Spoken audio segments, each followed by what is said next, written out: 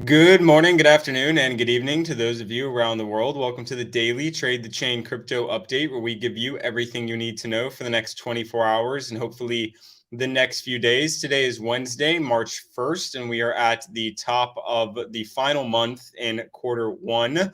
So, March should definitely be interesting for how we perceive the rest of the year, as usually quarter one is a lot of fun rebalancing, people closing trades from the end of the year, entering new trades, assessing how the market's flowing. Obviously, Fed actions. We'll have another FOMC meeting, darn near at the end of March. So this is going to be an important 4 weeks. I have a feeling as we lead into FOMC and currently try to digest, unemployment data, inflation data, and other data such as PMI and PPI and other things like that for the rest of the month. So I'm not going to, I definitely don't think that we are at a precipice of extreme price action up or down.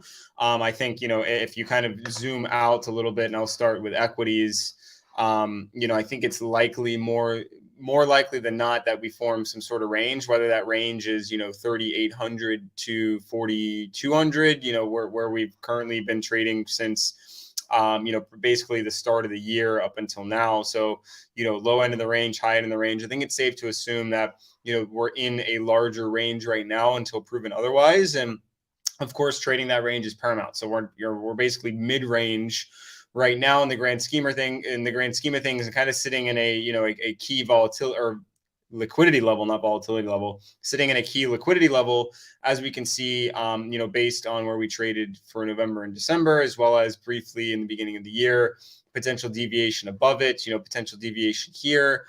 So we seem to be, at more or less of a fair price for the start of 2023. But where things head next is really, anybody's guess. So let's try and decipher what's going on, at least in the short term. So what we're looking at right now, of course, DXY again, has fallen another day back into the previous range. This is still the demand zone. If price comes back into the demand zone, probably going to be bad for risk. And if price continues to slide down towards 103 and a half or towards 101, obviously risk should continue to flourish. The one thing that is concerning is we're hovering around the estimated 200 moving average on the one-day chart. So price is currently below it, but as you can see for the past 4 days, it's basically been hovering around this. So this could potentially be some sort of bull flag, especially if it can continue to hold the 104.2 to 104 flat level. Basically this, all the way down to here. Let's draw a line there for you guys. So basically this level right here is, I would expect to act as some sort of support level. You've got a lot of trading, for the beginning of February here. You've also got a lot of trading above it for end of last year. And then, of course, potential deviation underneath it. So very much something to consider. If we do end up dropping down to, that 104 level, I would expect, this 103.6 to act as some sort of support. And if we break through it, to then continue to act as resistance if price goes lower. So something to consider there for DXY. We're still in a precarious position. I don't think anybody can really call bull or bear for this asset just yet, but do understand this is the demand zone. Staying under it is good, but we do have support here. Break underneath that, and then that will flip into support. So we obviously, most of us should understand exactly how the dollar is reacting to greater price action, but there is your outline for potential dollar movements. It is a slow and cumbersome asset. In my opinion, I do think that we will end, more likely than not, we'll probably end up sliding down to this 103.6 level, but certainly not going to be easy. It's going to be a grind. And it's probably, designed to induce max pain on the risk markets. So speaking of risk, looking back at equities, let's zoom into the 4-hour here. So key number for me is 39.50. So, more or less the low, down here, as well as, a lot of wicks above 39.50. I do have, supports all the way down to 39.30. But I think for at least today, 39.50, very important number. Also the low back Wednesday, January 25th. So I think, as long as we're above 39.50, we have a chance to reattack 4K. As long as we're below 39.50, then we're probably just going to end up dripping to 39.30. So clearly the market's putting up a fight at this level. A lot of wicking action down here, potential swing failure pattern on the 4-hour. This closes in exactly 45 minutes. So this will be an important close and see how that opens back up. We are still underneath the 4-hour RSI. It tried to retap it again this morning. Or I should say very late yesterday evening, depending on what time zone you're in. And we're still hovering underneath it. So if this breaks higher, I would expect equities to definitely tag 4K, potentially higher. As long as this is under, equities are probably likely going to be stuck drifting towards 39.30. So very much something to consider still is this RSI trend.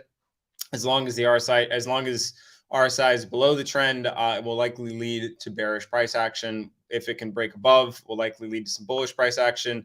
I think 40-40-10 would be a good target if we were to get a little bullishness. And of course, I'm expecting 39.30 to 39.20 to act as supports if we end up dropping down there. Looking at Bitcoin, so yesterday when we spoke, estimated 200 moving average was resistance in the hourly. We were above the VWAP. We broke below it. We closed, right around 21.3, but then quickly immediately reclaimed 23.3, got above both the VWAP and the estimated 200 moving average. And now we're hovering above the estimated 200 moving average. Last time we were here was, February 22nd, quick deviation. Now we're above it again. Potential for another deviation down below the estimated 200 moving average, which is, 23.5.6. And so as long as we can stay above, 23.6, in my opinion, I think that there is room to potentially try and reattack 24, potentially as high as, 24 and a half.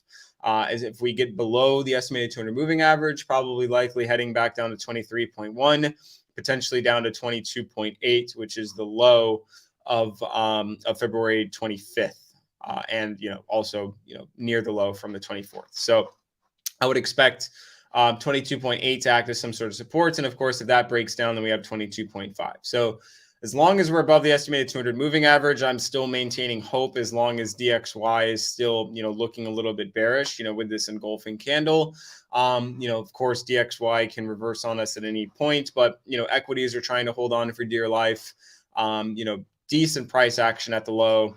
And then, of course, Bitcoin had nice price action later yesterday, and now trying to stay above the estimated 200 moving average. So this is kind of my line in the sand for any bullish trades. Below it, cut, wait for something else to form. And, critical number is still 23.3. I think, above that number, still good things happening. Below that number, bad things are likely to occur. So although this is a good trigger for cutting longs, as long as we're above 23.3, I think you still have a chance to head higher. Remember, this is, you have a lower low here, then you kind of have a higher low here. So we definitely want to see another higher low made. But could that be made at 23.3? That's certainly plausible. So something to watch out for if you are bullish. 23.3 may be the stepping stone as opposed to 23.6, but of course, still lots of time at hand. So looking at ETH, line in the sand, I think easiest one to look at today is this 1650 number. It's of course above the resistance level, now acting as supports. As long as you're above 1650, of course, can then move higher towards 1700 or recent highs. Break below 1750, you have the weekly VWAP around 1630, 1640, and then break below that.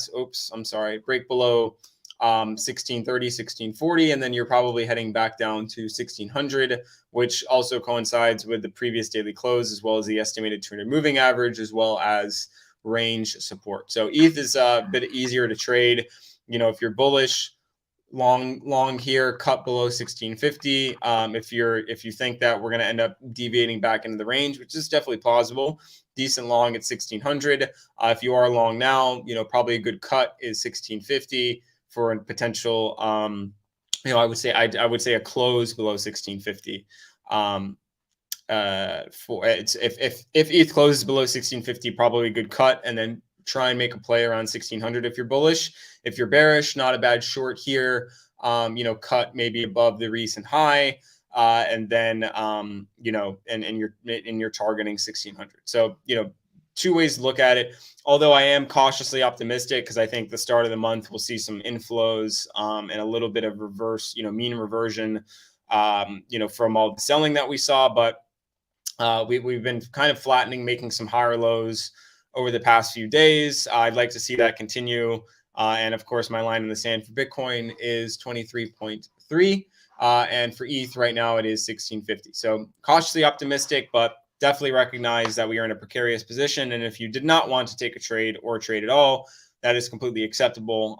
Potentially waiting for DXY to make a larger move, or for equities to figure out exactly what they want to do, is maybe the better play. But again, I do think that I'm cautiously optimistic here, and in a few longs from last night and adding a little bit this morning. So good luck, happy trading, and see everybody tomorrow.